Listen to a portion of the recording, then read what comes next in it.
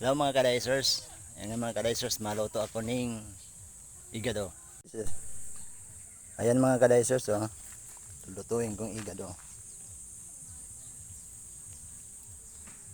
At ayan na nga mga kadaisers, maggigisa na tayo ng bawang sibuyas. Ayan, una muna natin yung mantika. Ayan, painitin muna natin yung mantika para isunod yung mantikilya. Ayan, yung mantikilya po para pampalasa sa luto ng karne. Ayan po. Ayan na yung yung bawang sibuyas, dinagay ko na nga. At susunod yun dyan yung karne, yung atay ng baboy.